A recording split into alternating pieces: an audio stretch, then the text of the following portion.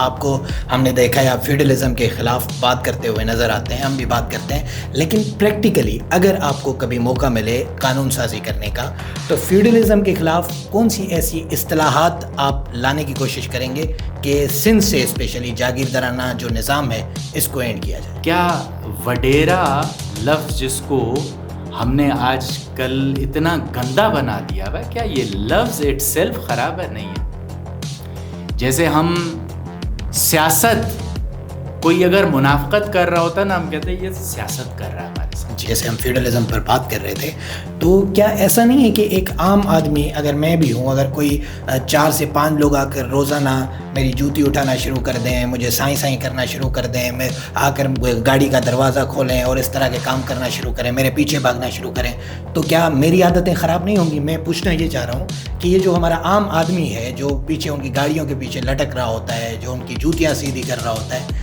کیا ان لوگوں کا قصور نہیں ہے ان کی عادتیں خراب کرنے؟ عوام بیچاری سادہ ہوتی ہے، عوام لیڈرز کو فالو کرتی ہے، عوام دیکھتی ہے جب لیڈر میرے پاس نہیں ہے تو ہر کوئی اپنے حساب سے پھر اپنے اپنے کام نکلوانے کی کوشش کر رہا ہوتا ہے. ججمنٹ ام رباب کیس میں آئی ہے، اس حوالے سے آپ کیا رائے رکھتے ہیں؟ کیونکہ بہت سارے وکلاء نے اپنی اپنی رائے کا اظہار کیا ہے، میں آپ کی رائے بھی جاننا چاہوں گا. وہ تو 26ویں ترمیم کے بعد عدالتوں میں بازار لگا ہوا ہے. ایک بندے کو گولی لگی ہے، یہاں سے نیچے سے نکلی ہے، یہاں سے اوپر سے. بار بار یہ کہا ہے 26ویں ترمیم تو کرائی تو اعظم منیر صاحب نے نا، ٹھیک ہے، یہ سب کو پتا ہے کہ انہوں نے کروائی ہے. اس وقت بھی اگر میں عمران خان کو اندر رکھوں گا، قیدی نمبر 804 مشہور کر دیا، میں اس کو اندر رکھوں گا. کیوں رکھوں گا؟ کیونکہ اس سے ملک نہیں چل رہا. تو کس سے چل رہا ہے بھائی ملک؟ میں چلاؤں گا. ٹھیک ہے، تو ججز بھی پھر فی الحال آپ ہی سلیکٹ کرتے، کیونکہ وہ تو ٹیمپرری نقصان ہے نا. مشرف نے نہیں کیے تھے کیا؟ مشرف نے چوز کیے تھے ججز، وہ 8 سال کا نقصان ہوا، یہ عمر بھر کا نقصان ہے. 26ویں ترمیم کے بعد یہاں کورٹوں میں بازار لگ گیا. مجھے تو بڑی صحیح ٹائم پہ نیو یارک کا لائسنس مل رہا ہے، میں تو لا فرم وہاں بناؤں گا، یہاں پہ رہوں گا، سیاست کروں گا، لیکن مجھے نہیں لگتا کہ اب میں یہاں پہ وکالت کر پاؤں. ابھی تو 28ویں ترمیم کی باتیں ہو رہی ہیں، اور اس میں جو یعنی کہ سننے کو آ رہا ہے کہ بھئی کراچی کو وفاق کے حوالے کیا جائے گا. وفاق کے حوالے کیا جائے، وہ بڑا غلط ہے، بڑا غلط ہے. 3 قتل ہوئے بھائی، 3 قتل. صرف ایک ضلع کون سا بنے، ایک ہی ضلع کے لوگ، کہیں ادھر ادھر نہیں ہو رہا. 3 قتل. اس کے بعد جا کے بھی بیچ کا رستہ نکالا، قبر شہداد کوٹ ضلع کا نام کر دیا. اچھا ٹھیک ہے، تو اب آپ بتاؤ کراچی کو جب آپ الگ کرنے کی سوچو گے کتنی لاشیں گریں گی. مسئلے کے اوپر کیوں نہیں آتے ہو؟ میرا ہاتھ ٹوٹا ہے، درد ہو رہا ہے مجھے، میں گولیاں کھائے جا رہا ہوں، درد کی گولیاں کھا. ارے بھائی کریک ہے یہاں پہ، گولیاں کھائے جا رہا ہوں. آصف زرداری صاحب، میٹھا زہر. مولانا فضل الرحمان صاحب، خدا ان کو اسلام کے اوپر چلنے کی توفیق عطا فرمائے.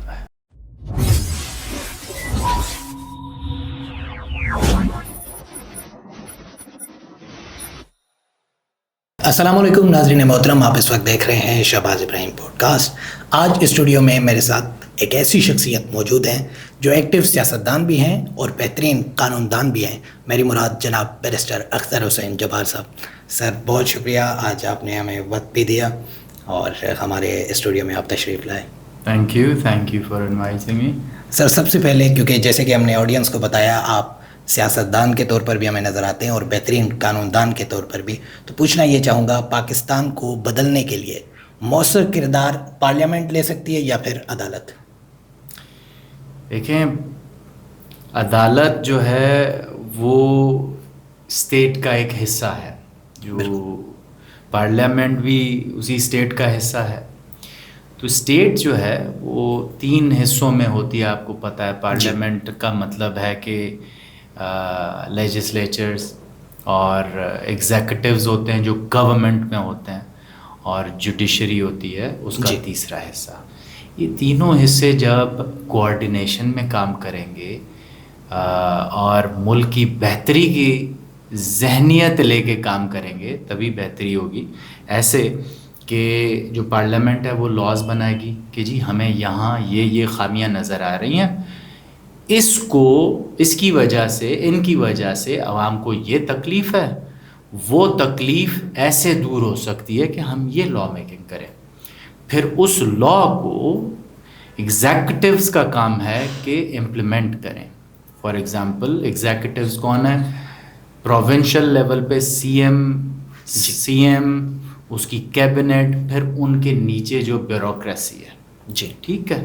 اور فیڈرل لیول پہ پرائم منسٹر, پھر اس کی کیبنٹ, اور اس کے نیچے جو بیوروکریسی ہے, وہ اس لا کو امپلیمنٹ کریں گے. جی کہ جی یہ اگر بجٹ آیا ہے, اگر اس بجٹ میں, یہ بجٹ کیا ہے؟ بجٹ لا ہے. جی اس میں اتنا پرسنٹیج ہم نے ایجوکیشن کے لیے رکھا, تو وہ جو ایجوکیشن منسٹر ہے وہ اپنی بیوروکریسی کو, ایجوکیشن سیکرٹری کو یہ بول کے جی ایجوکیشن میں یہاں یہ مسائل ہیں, اس لیے ہم نے بجٹ بڑھوایا ہوا ہے, تو آپ نے یہ اس طرح لگانا ہے اور یہ معیارات آپ نے رکھنے ہیں. تو وہ نیچے وہ کام کریں گے.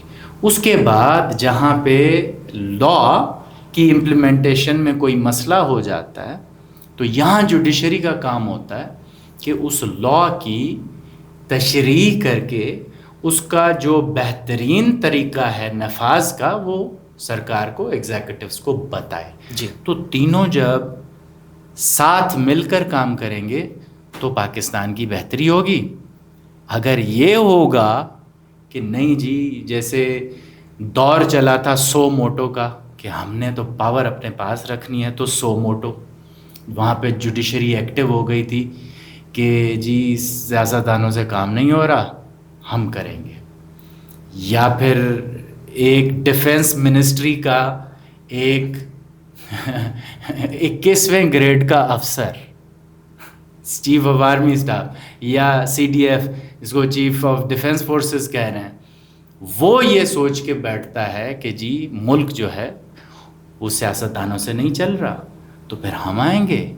اور اسی طرح ہر ادارے کے اندر اگر مائنڈ سیٹ یہ ہوگا کہ جن کا کام ہے وہ ان کو نہیں آ رہا اور میں اس کام کے لیے بہتر ہوں, تو ملک کا بیڑا غرق ہونا ہے.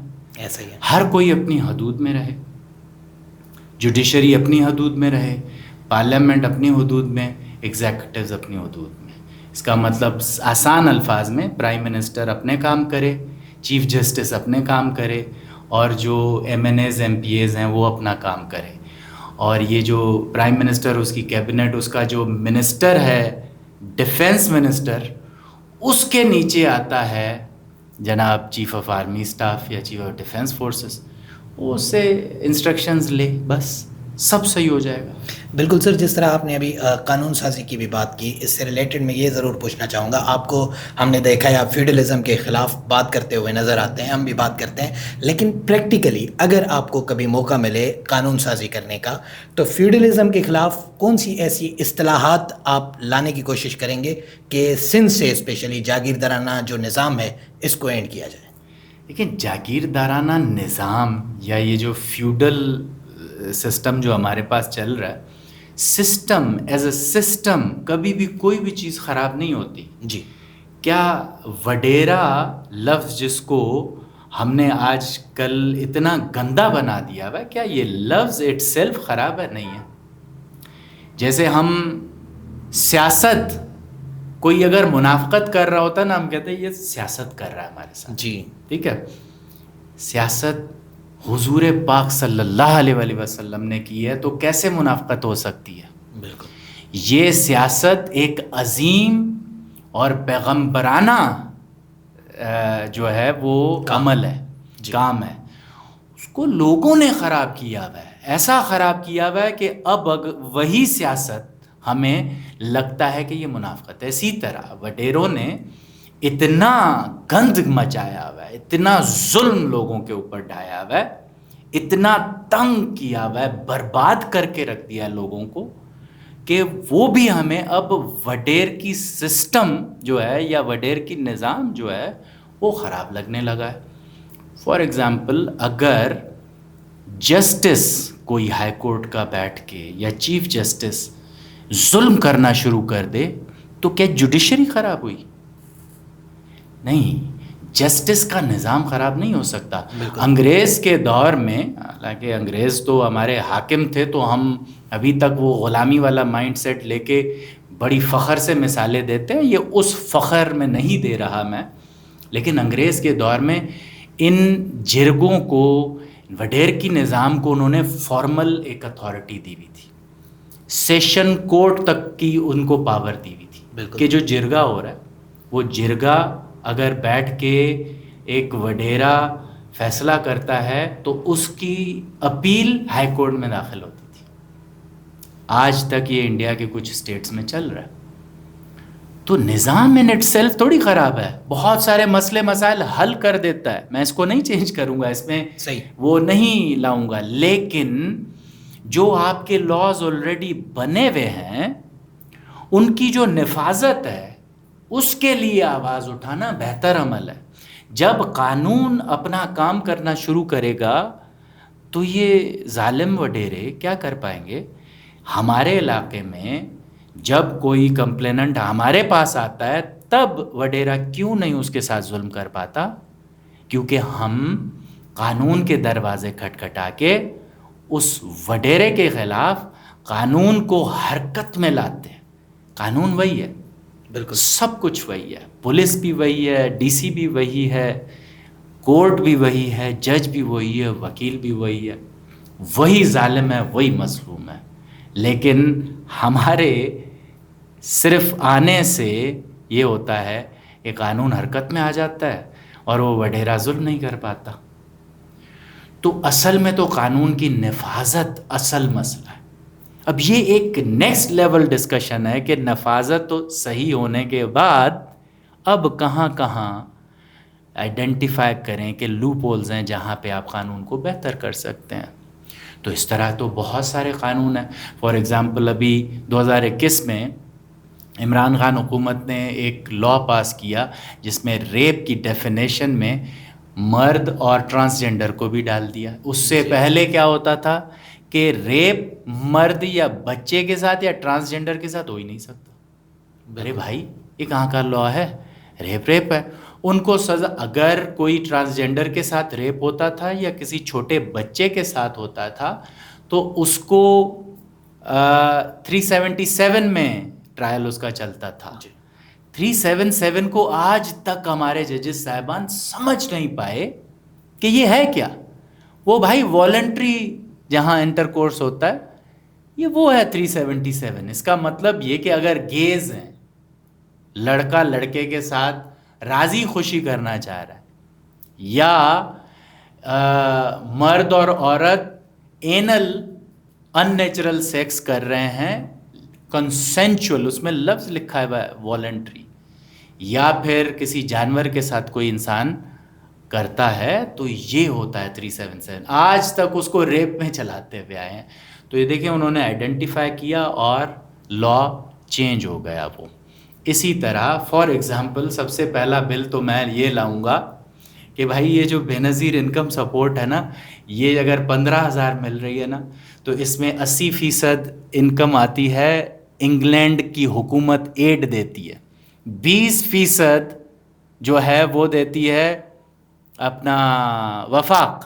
جی لیکن اس نام پہ ووٹ جو ہے وہ پیپلز پارٹی لے جاتی ہے. تو ہم کہیں گے، میں بل یہ لاؤں گا کہ بھائی آپ اس میں کم از کم 10,000 سندھ گورنمنٹ بھی اپنے ڈالے. اس میں جو سندھ کے اندر بے نظیر انکم سپورٹ پروگرام مل رہا ہے وہ 10 سے 15,000 وہ بھی ڈالیں، پنجاب والے بھی ڈالیں، تاکہ پتہ تو چلے نا ان کو بھی کہ جس نام پہ ووٹ لے رہے ہیں کم از کم دیں تو صحیح عوام کو. بالکل. سب سے پہلا تو یہ. باقی یہ ہے کہ بہت ساری چیزیں سوچی ہوئی ہیں کہ کون کون سے لاز آنے چاہیے. فار ایگزامپل ابھی آپ کا فوڈ اتھارٹی ایکٹ 2016 ہے، اس میں بہت سارے لوپ ہولز ہیں، ان کو بہتر بنا سکتے ہیں. سب سے بڑے جو ہمارے سسٹم کے جو ہتھیار ہیں وہ ہیں CRPC، PPC اور CPC. اتنی چینجز کی ضرورت ہے ان میں، اتنی چینجز کی ضرورت ہے کہ آپ حیران رہ جائیں گے کہ آپ ابھی تک 19ویں صدی میں 20ویں صدی میں بیٹھے ہوئے ہیں. ایسا ہی ہے. اور لا انگلینڈ جس کو آپ فالو کر رہے ہیں، 2015 میں بارٹ لا کر رہا تھا، 2015 کا CRPC سمجھا رہے تھے ہمیں، اور ہم کون سا پڑھتے ہیں؟ 1818۔ صحیح ہے، ان کو چینج کرنے کی ضرورت ہے۔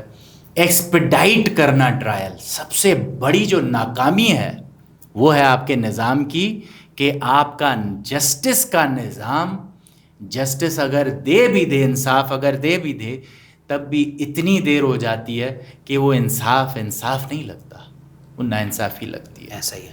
تو یہ ٹرائلز کو ایکسپیڈائٹ کرنا کہ 6 مہینے کے اندر آپ کا کرمنل ٹرائل ختم ہو جائے، سب کو ریلیف مل جائے، زیادہ سے زیادہ سول ٹرائل جو ہے وہ آپ کا ایک سٹیج 1 سال میں پوری ہو جائے۔ یہ ساری چیزیں اگر آپ جسٹس کا نظام، یہ عدلیہ کا نظام، انصاف کا نظام اگر آپ سیدھا کریں گے نا، تو اس سے کنیکٹڈ ہے وڈیروں کا نظام، اس سے کنیکٹڈ ہے بیوروکریسی کا نظام، اس سے کنیکٹڈ ہے منسٹرز کا نظام۔ بالکل۔ وہ سارے پھر لا تو پکڑ کے لیے نا، تو ایسا نہیں ہونا چاہیے کہ غریب کے لیے لا عمل میں ہو اور امیر جو ہے اس سے نکل جائے۔ ایسا ہی ہے سر، لیکن اس کے ساتھ ایک اور سوال جو کنیکٹ کرنا چاہوں گا کہ جیسے ہم فیوڈلزم پر بات کر رہے تھے، تو کیا ایسا نہیں ہے کہ ایک عام آدمی، اگر میں بھی ہوں، اگر کوئی 4 سے 5 لوگ آ کر روزانہ میری جوتی اٹھانا شروع کر دیں، مجھے سائیں کرنا شروع کر دیں، میں آ کر گاڑی کا دروازہ کھولیں اور اس طرح کے کام کرنا شروع کریں، میرے پیچھے بھاگنا شروع کریں، تو کیا میری عادتیں خراب نہیں ہوں گی؟ میں پوچھنا یہ چاہ رہا ہوں کہ یہ جو ہمارا عام آدمی ہے، جو پیچھے ان کی گاڑیوں کے پیچھے لٹک رہا ہوتا ہے، جو ان کی جوتیاں سیدھی کر رہا ہوتا ہے، کیا ان لوگوں کا قصور نہیں ہے ان کی عادتیں خراب کرنے میں؟ دیکھیں، عوام کو قصور دینے سے پہلے ہمیں یہ سوچنا پڑے گا کہ عوام کو ہم نے سکھایا کیا ہے۔ جی۔ اگر آپ عوام کو، میں کہتا ہوں کہ عوام بیچاری سادہ ہوتی ہے، عوام لیڈرز کو فالو کرتی ہے، عوام دیکھتی ہے جب لیڈر میرے پاس نہیں ہے تو ہر کوئی اپنے حساب سے پھر اپنے اپنے کام نکلوانے کی کوشش کر رہا ہوتا ہے، اور پھر ان لوگوں کو کاپی کرتے ہیں جو اپنا کام نکلوا کے آتے ہیں۔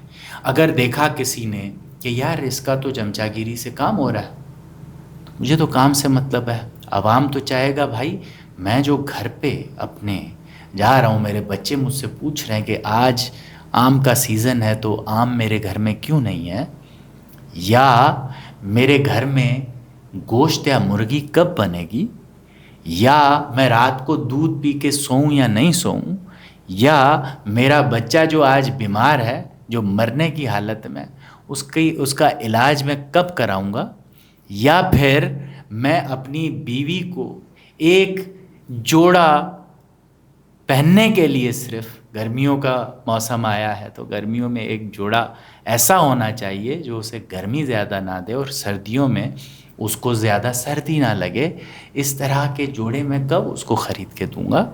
تو میں تو یہ سوچوں گا نا، میں نے دیکھا MP میرا کام کر نہیں رہا، MNA میرا کام کر نہیں رہا، DC SP جو ہے وہ خود رشوت میں لگے ہوئے ہیں پیچھے نظام کے، اور میرا کوئی کام ہو نہیں رہا، میری عزت ایسی ہے کہ میں جیسے انسان ہی نہیں ہوں، میں ایک راہ پہ چلتا ہوا ایک جانور ہوں جس کو کوئی بھی آ کے لات مار کے چلا جائے۔ تو پھر میں سروائیول آف دا فٹیسٹ پہ آؤں گا کہ سروائیول یہاں پہ اس کا ہے جو فٹ ہے۔ اب فٹ جو ہے وہ کون ہے؟ جو اپنا کام نکال لے، اپنی زندگی بہتر بنا لے، یہی فٹ ہے نا۔ ایسا ہی ہے۔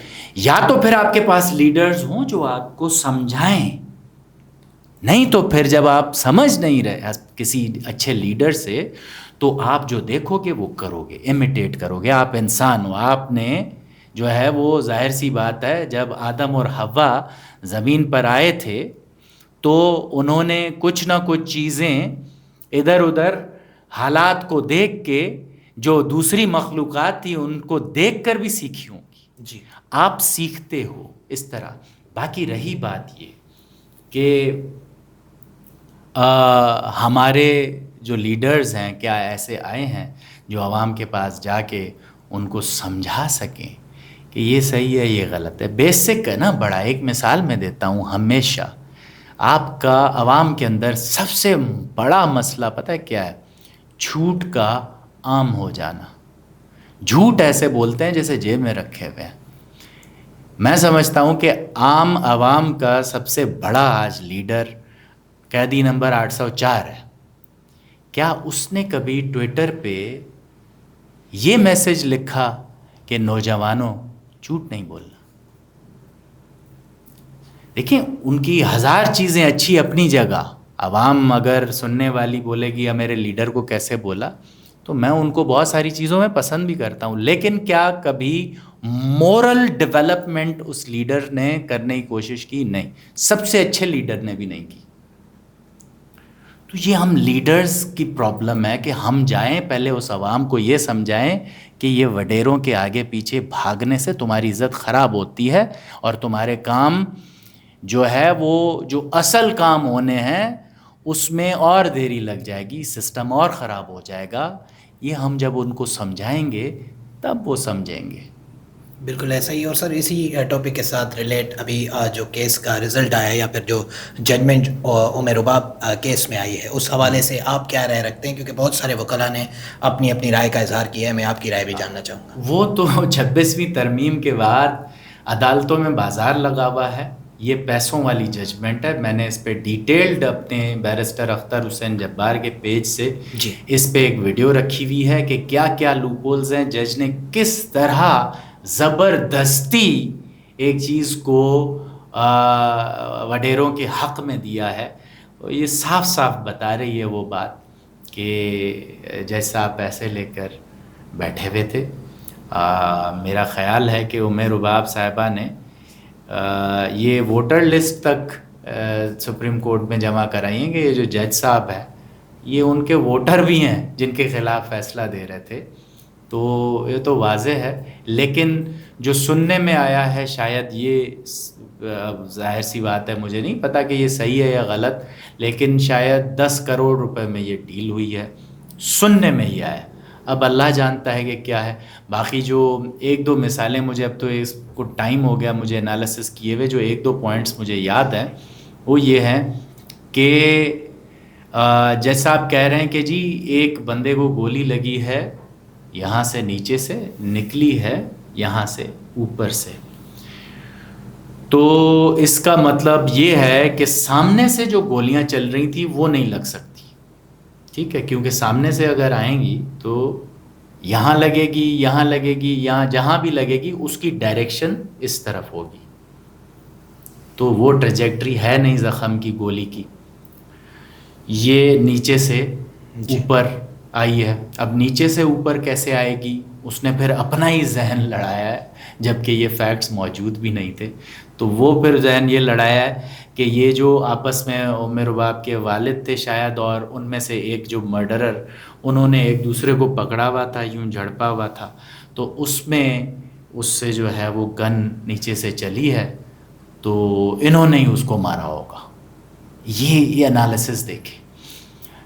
تو میں یہ سوچ رہا تھا کہ اگر لڑتے لڑتے میں یوں دونوں زمین پر اگر گر رہے ہیں اور اس طرف سے فائرنگ اس طرف ہو رہی ہے، تو ایسا ہو سکتا ہے نا کہ میں گرتے وقت یہاں مجھے لگی، یہاں سے نکل گئی. ایسا ہی ہے. لیکن اتنا اندر جا کے اپنے خیالی پلاؤ بنا بنا کے بچانا، یہ کہاں کی جو ہے وہ کہاں کا انصاف ہے؟ تو سیدھا سیدھا مجھے یہ لگتا ہے کہ پیسے لیے ہوئے. جیسے کہ آپ نے 26ویں ترمیم کی بھی بات کی، تو 26ویں ترمیم کے حوالے سے بھی آپ کی رائے میں جاننا چاہوں گا کہ ملک کو 26ویں ترمیم نے کون سے نقصان دیے ہیں؟ دیکھیں، یہ 26ویں ترمیم اگر ہم ان ایسنس دیکھیں، اس کا جو اسٹرکچر انہوں نے بنایا ہے، وہ اسٹرکچر اگر ہم امپلیمنٹ کریں نیوزی لینڈ میں یا فن لینڈ میں تو برا نہیں ہے. لیکن آپ کا ملک اس وقت اس چیز کے لیے ریڈی نہیں تھا. آپ نے بار بار یہ کہا ہے 26ویں ترمیم تو کرائی تو اعظم منیر صاحب نے ہے نا. ٹھیک ہے، یہ سب کو پتہ ہے کہ انہوں نے کروائی ہے. اس میں کروایا کیا انہوں نے کہ جی جوڈیشری میں آپ نے پولیٹیکل انوالومنٹ کر دی. کیسے کہ آپ نے ایسے ایسے ممبران اس میں جوڈیشل کمیٹی میں ڈال دیے جو ڈیسائیڈ کریں گے کہ جج کون بنے گا، جس میں تقریباً عہدے پولیٹیکل ہیں، جیسے پروسیکیوٹر ایڈوکیٹ جنرل ہو گیا، یا آپ کا جو ہے وہ پارلیمنٹری کمیٹی سے جو ہے وہ 1-2 لوگ آئیں گے، یا 1-2 اور ایسے عہدے ہیں جو پولیٹیکل ہیں. صحیح ہے.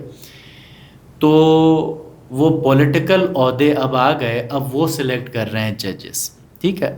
اب ذرا یہاں پہ 1 منٹ رکیں. جی. مارشل لاء جب بھی انہوں نے لگایا ہے تو کیا بول کے لگایا ہے کہ سیاستدانوں سے ملک نہیں چل رہا. اب آپ نے ان سے جوڈیشری بھی چلوا دی ہے. بس مطلب حیرت کی بات ہے نا. اس وقت بھی اگر میں عمران خان کو اندر رکھوں گا، قیدی نمبر 804 مشہور کر دیا، میں اس کو اندر رکھوں گا. کیوں رکھوں گا؟ کیونکہ اس سے ملک نہیں چل رہا. تو کس سے چل رہا ہے بھائی ملک؟ میں چلاؤں گا. ٹھیک ہے.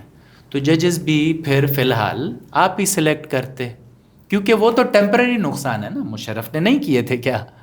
مشرف نے چوز کیے تھے ججز، وہ 8 سال کا نقصان ہوا. یہ عمر بھر کا نقصان ہے. تو 26ویں ترمیم کے بعد یہاں کورٹوں میں بازار لگ گیا. بازار لگ گیا. بولی لگائیں. اب آپ کون سا انصاف چاہیے آپ کو؟ بس آپ بات کریں ہائی کورٹ تک. سپریم کورٹ کا مجھے نہیں پتا، لیکن ہائی کورٹ تک تو یہی ہے. یہاں پہ جس بھی آپ اچھے وکیل سے بیٹھ کے بات کریں گے وہ ڈپریشن میں ہے. اتنے بڑے ڈپریشن میں ہے کہ اس کو سمجھ نہیں آ رہی کہ اب میں بھی اس ڈیل کا حصہ بنوں، کیونکہ راستہ اب یہی ہے. میں بھی کلائنٹس کو انصاف خرید کے دوں یا پھر کوئی اور دھندا سوچوں، ورنہ پھر یہ تو دھندا تو بند ہو جائے گا. میری وکالت تو بند ہو جائے گی. جب میں انصاف قانون کے نکات لے کر لینے جاؤں گا، میری دکان بند ہو جائے گی. مجھے تو بڑی صحیح ٹائم پہ نیو یارک کا لائسنس مل رہا ہے. میں تو لا فرم وہاں بناؤں گا، یہاں پہ رہوں گا، سیاست کروں گا، لیکن مجھے نہیں لگتا کہ اب میں یہاں پہ وکالت کر پاؤں گا، کیونکہ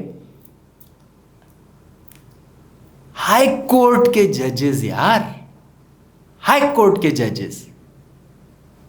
آپ کو نیچے سے انصاف ملنے کی امید چلو پہلے نہیں ہوتی تھی. ہم سوچتے ہیں ہائی کورٹ جائیں گے، لا پہ ڈسکشن ہوگا، بڑا بہترین مزہ بھی آئے گا، کیس بھی جیتیں گے. اب سوچتے ہیں کہ کیس تو آیا ہے، اب یہ جس جج کے پاس ہے وہ جج کیسے چلتا ہے، کس بندے کے ساتھ چلتا ہے. ہاں اکا دکا ضرور اچھے ججز ہیں. میں تو شاہد میمن صاحب کی سلام بھرتا ہوں ہر وقت ان کے لیے. غلام قادر تنیو صاحب ہیں، ADJ ہیں، سلام کرتا ہوں میں. کچھ ججز ہیں ابھی بھی.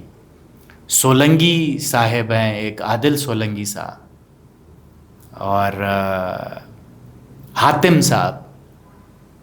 یہ ہمارے راشد مصطفیٰ سولنگی صاحب، وہ چھوڑ کے آئے ATC. یہ بڑے بہترین ججز. اور بھی ہوں گے بہت سارے، اس وقت مجھے نام ذہن میں نہیں آئے، لیکن اکثریت کی بات ہو رہی ہے. تو اکثریت تو جناب بک گئی. اب لگائیں ڈیفیمیشن کورٹس میرے اوپر، کنٹیمپٹ لگائیں، کیا کریں؟ اچھا کریں گے کنٹیمپٹ لگائیں گے، ہیئرنگ کا موقع تو ملے گا، بتاؤں گا کہ کیسے. ڈیفیمیشن کا ایک ڈیفینس ہوتا ہے آپ کے پاس، پتہ ہے کون سا؟ Truth is the only defence to defamation. Truth ثابت کروں گا. لگائیں، اللہ کرے لگائیں، ہیئرنگ کا موقع دیں، جائیں گے، بات کریں گے کھل کے ایک دفعہ کہ ہم نے یہ الفاظ کیوں بولے. ایسا ہی ہے. اور ساتھ ساتھ سر میں یہ بھی پوچھنا چاہوں گا کہ ابھی ترمیم کی ہم بات کر رہے ہیں تو ابھی تو 28ویں ترمیم کی باتیں ہو رہی ہیں اور اس میں جو یعنی کہ سننے کو آ رہا ہے کہ بھئی کراچی کو وفاق کے حوالے کیا جائے گا یا پھر صرف کراچی ہی نہیں گلگت اور ساتھ ساتھ گوادر اور اس طرح کے جو شہر ہیں یا پھر جو ایریاز ہیں وہ وفاق کے حوالے ہوں گے. NFC میں کٹوتی کی بات ہو رہی ہے اور بھی بہت ساری باتیں ہو رہی ہیں, تو اس پر آپ کیا رائے رکھتے ہیں؟ دیکھیں, سب سے پہلے اس میں ایک سجیشن مجھے اچھا لگا 28ویں ترمیم میں, وہ یہ تھا کہ جو لوکل گورنمنٹس ہیں ان کے الیکشنز وغیرہ پولیٹیکلی, اکنامکلی اور فائنینشلی آپ ان کو انڈیپینڈنٹ کر دیں. ٹھیک ہے. ٹھیک ہے, اس میں صرف کراچی نہیں ہوگا, پھر ہر شہر ہوگا. وہ حصہ رہیں گے سندھ کا ہی, پنجاب کے شہر پنجاب کا, ہر صوبے کا حصہ ہی رہیں گے. ٹھیک ہے. لیکن ان کے الیکشنز کانسٹیٹیوشن کے اندر آ جائے گا کہ ان کے الیکشن اسی طرح جس طرح فیڈرل اور پروونشل الیکشنز ہوتے ہیں اسی طرح خود ہی 4 سال بعد جیسے ہی ٹرم پورا ہوتا ہے 5 سال میں تو وہ کک ان ہو جائے گا انٹرم سیٹ اپ اور الیکشن 3 مہینے میں ہو جائیں گے. ابھی تو پروونسز کے پاس ہیں تو پروونسز کرائیں نہ کرائیں. ٹھیک ہے, یہ تو بڑی اچھی سجیشن ہے. لیکن جہاں تک بات یہ صوبے بنانے کی, اس پہ میں آخر میں آتا ہوں. جہاں تک بات ہے کہ کراچی جیسے بڑے شہروں کو وفاق کے حوالے کیا جائے, وہ بڑا غلط ہے, بڑا غلط ہے. آپ نے کراچی کو وفاق کے حوالے کیا بھی تھا 58 سے 68 تک. آپ نے دیکھا تھا کہ کتنے مسائل ہوئے تھے. 1 یونٹ کے دور کو سندھ کی سیاست میں ایک کالا دور سمجھا جاتا ہے. سندھ کے لوگ اس بات کو جو ہے تسلیم کرنے کو کبھی بھی تیار نہیں ہے کہ آپ کراچی کو جو ہے وہ سندھ سے الگ کر دیں کسی بھی صورت. ان کو یہ برداشت نہیں ہے. اب آپ نے کیا کرنا ہے, مطلب یہاں پہ آپ کو نہیں پتا کہ لوگ اگر جذباتی ہو جاتے ہیں کسی معاملے پہ تو وہ اس پہ ظاہر سی بات ہے وائلنٹ بھی ہو جاتے ہیں. جی. کمبر شہزاد کوٹ کی صرف بات کروں گا اپنے ضلع کی. 2003-04 میں ضلع بننے والا تھا, اس وقت لاڑکانہ کا حصہ تھا کمبر شہزاد کوٹ. جی. تو کمبر والے کہہ رہے تھے بھائی کمبر کو ہیڈ کوارٹر ضلع بنائیں, شہزاد کوٹ کو تعلقہ بنائیں, تحصیل. شہزاد کوٹ والے کہہ رہے تھے کہ نہیں, ریورس کریں, کمبر کو تحصیل اور ضلع شہزاد کوٹ ہوگا. احتجاجات پتہ نہیں کتنا عرصہ, 1-2 مہینے چلتے رہے. 3 قتل ہوئے بھائی, 3 قتل. صرف ایک ضلع کون سا بنے, ایک ہی ضلع کے لوگ, کہیں ادھر ادھر نہیں ہو رہا. 3 قتل ہوئے. اس کے بعد جا کے بھی بیچ کا رستہ نکلا, کمبر شہزاد کوٹ ضلع کا نام کر دیا. اچھا. ٹھیک ہے.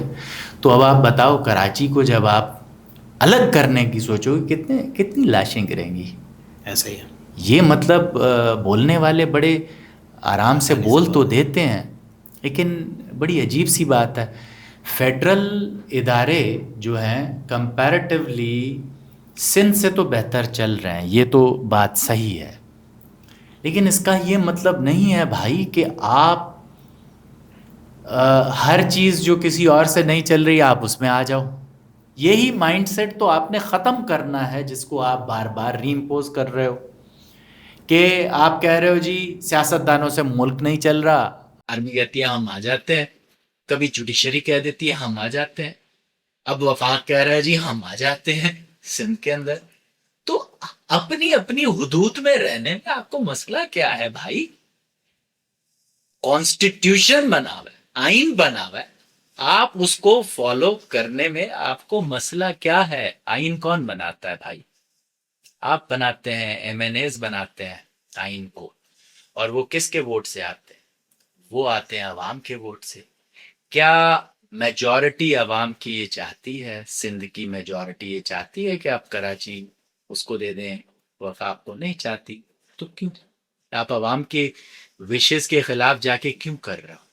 اب آئیں اس کو دیکھتے ہیں کہ کیا یہ اگر عوام کا سینٹیمنٹ غلط ہے, فار ایگزامپل زبردستی کرنا ہے, چلو دیکھ لیتے ہیں کہ کیا یہ آپ کا پولیٹیکلی ایڈمنسٹریٹولی صحیح ہے ڈیسیشن. اس کا انالیسس کرتے ہیں. اچھا وفاق کہاں بیٹھا ہوا ہے بھائی؟ اسلام آباد کراچی کتنا دور ہے اسلام آباد سے؟ بہت زیادہ. کوئی 1300-1400 کلومیٹر ہے. ایسے ہی. جب بنگال انگریزوں نے الگ کیا تھا 1905 میں، تو کیوں کیا تھا الگ؟ ایسٹ اور ویسٹ بنگال کو الگ کر دیا تھا. تب بھی بہت بڑے پروٹیسٹس ہوئے تھے. بنگالی لوگ اپنے اس صوبے سے اس وقت بڑا پیار محبت کرتے تھے سندھیوں کی طرح. ان کا کلچر، لینگویج، یہ وہ ساری چیزیں تھیں. تو انہوں نے کہا ہم نہیں ہونے دیں گے جدا اس کو. کیوں جدا ہونے دیں؟ 6 سال لگے ان کو، اور واپس جو ہے وہ انہوں نے اس کو ایسٹ ویسٹ کو واپس ملا دیا. لیکن انگریز کی ریشنیل کیا تھی؟ انگریز تو اس پالیٹکس میں نہیں تھا نا کہ بنگالیوں کو الگ کر دینا، یہ کرنا ہے، وہ کرنا ہے، فلاں کرنا. انگریز نے اس لیے کیا تھا کہ یار کولکتہ میں بیٹھے ہوئے ہیں، ڈھاکہ جانے میں پتہ نہیں کتنا عرصہ لگ جاتا ہے. تو گاڑیاں بھی سلو تھے، تو ایڈمنسٹریٹولی اتنا دور ہے، مینیج نہیں ہو پا رہا یار کولکتہ سے، تو کر دیتے ہیں اس کو. انہوں نے سوچا نہیں عوامی سینٹیمنٹ. اب یہ کہہ رہے ہیں کہ یار ہم 1500 کلومیٹر سے آئیں گے اور مینیج کریں گے. دوسرا، یہ جتنی بھی بیوروکریسی بیٹھی ہوئی ہے، تقریباً ڈی سیز دیکھ لیں، ایس ایس پیز دیکھ لیں، سیکریٹریز دیکھ لیں، میجورٹی کیا وفاقی امپلائی نہیں ہے؟ یہ سی ایس ایس آفیسر نہیں ہے؟ ایسا ہی ہے. تو آپ بیٹھے تو پہلے سے ہی ہو. چلیں وہ ٹھیک ہے، وہ سندھ گورنمنٹ کے کنٹرول میں ہیں جی. لیکن آپ کا اسٹیپ جو ہے اسٹیبلشمنٹ ڈویژن وہاں پہ بیٹھ کے ان کو کنٹرول نہیں کر سکتا. آپ نے ان کو کیا سکھا کے بھیجا ہوا ہے؟ یہ ایف پی ایس سی کس کا ادارہ ہے؟ آپ کا ہی ادارہ ہے نا. آپ نے چن کے یہ آفیسر یہاں پہ بیٹھائے ہوئے ہیں نا، جن میں 100 میں سے کوئی 2 ایماندار نکلتے ہیں، آپ نے بھیجے ہوئے ہیں. ایسا ہی ہے. تیسرا کہ کچھ سال پہلے جنا اور سول دونوں، یا ایک اور تیسرا ہسپتال تھا، وفاق نے اپنے اس میں لے لیے تھے. کیا ہوا؟ واپس دے دیے. 2-3 سال رکھنے کے بعد واپس وفاق نے دے دیے سندھ گورنمنٹ کو.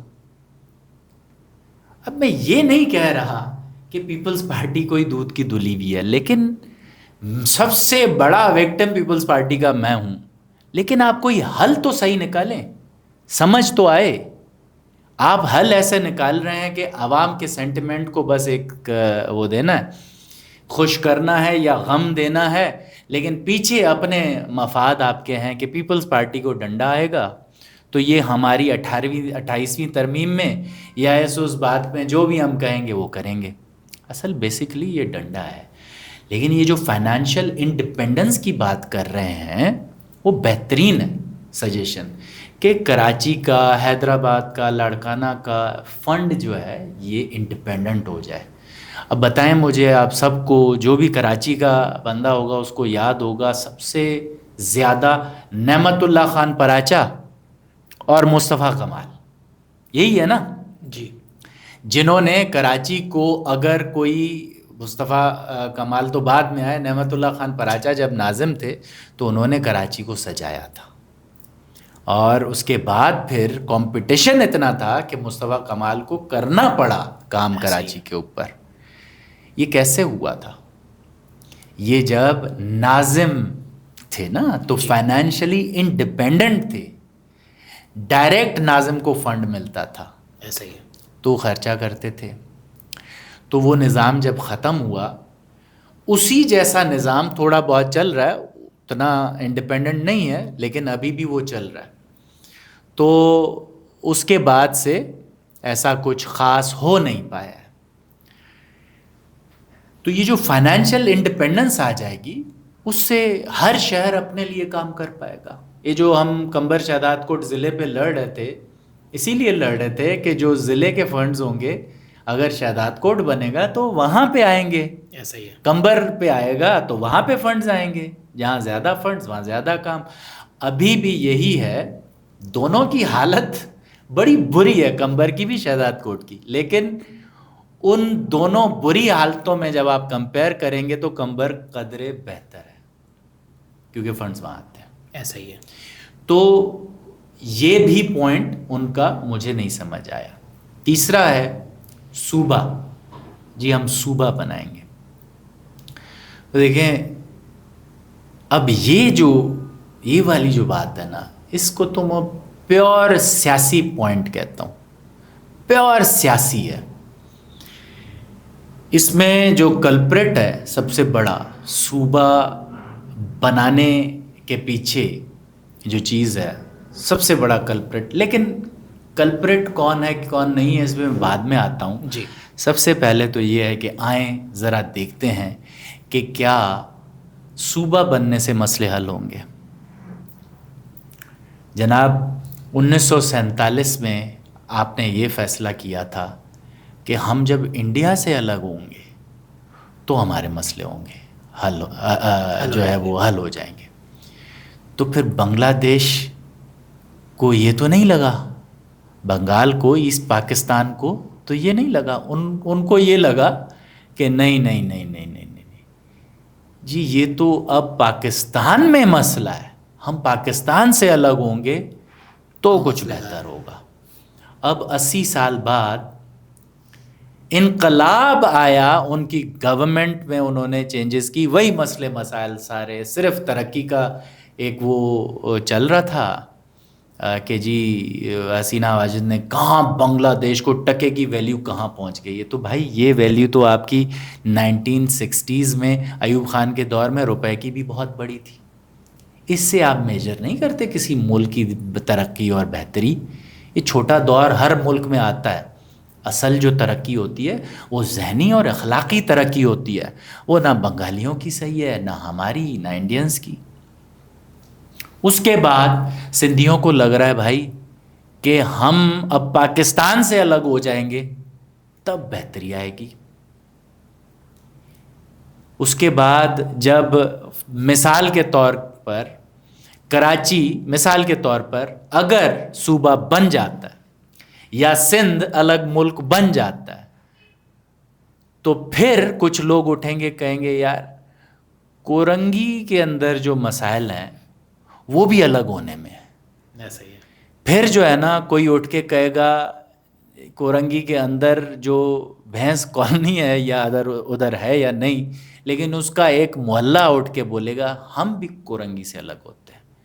پھر محلے میں گلی الگ ہوگی، پھر گلی میں گھر الگ الگ ہو جائیں گے، پھر آخر میں یہ ہوگا کہ میرا گھر جو ہے وہ الگ ملک ہوگا یا الگ صوبہ ہوگا، اور میرے چچا کا گھر الگ ملک الگ صوبہ ہوگا. مسئلے کے اوپر کیوں نہیں آتے ہو؟ میرا ہاتھ ٹوٹا ہے، درد ہو رہا ہے مجھے، میں گولیاں کھائے جا رہا ہوں، درد کی گولیاں ارے بھائی کریک ہے یہاں پہ، گولیاں کھائے جا رہا ہوں میں. پلاسٹر لگے گا یہاں پہ، میں گولیاں کھائے جا رہا ہوں. سکون آ جاتا ہے ایک دن کے لیے. جی اس کے بعد جو ہے وہ پھر سے درد، پھر میں چلاتا ہوں، پھر گولی کھاتا ہوں. حیرت کی بات ہے. مسئلے کو حل کرو نا. مسئلہ کیا ہے بھائی؟ جو ریزن ہے کہ جی الگ صوبہ بننا چاہیے، اس کے لیے ریزن کیا ہے؟ یہ چوری ڈکیتی یہ وہ سارا کچھ جو ہو رہا ہے، سندھ حکومت ہمیں تحفظ دینے میں ناکام رہی ہے. تو بھائی سندھ حکومت نے کیا قمبر شہزاد کوٹ کو دیا ہے تحفظ؟ کیا لاڑکانہ کو دیا ہے تحفظ؟ کراچی سے زیادہ تو وارداتیں وہاں ہو رہی ہیں. اب کیا کریں؟ کیا ایم کیو ایم کے دور میں جب کراچی کے اندر ایم کیو ایم کا غلبہ تھا اس وقت وارداتیں نہیں تھیں؟ اس وقت تو بھائی بھتہ خوری ہوتی تھی. اس وقت تو کن پٹی پہ رکھ کے آپ سے جو ہے وہ فطرہ لیا جاتا تھا. بوریوں میں لاشیں ملتی تھیں. کیا 2014 تک یا کون سے سال تک وسیم اختر میئر نہیں رہا کراچی کا؟ تو یہ میں بات نہ پیپلز پارٹی کی فیور ہے، پیپلز پارٹی کے لیے میں بول دوں کہ اس سے بڑا ناسور ملک کو مل ہی نہیں سکتا بھائی.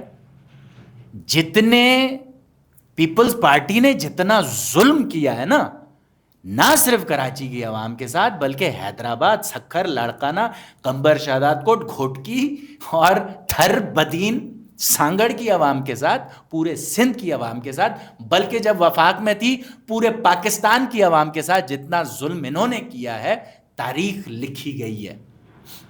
لیکن اس کا حل نہیں ہے یہ کہ آپ الگ صوبہ بناؤ یا پھر سندھی نیشنلز اٹھ کے الگ ملک بنائیں.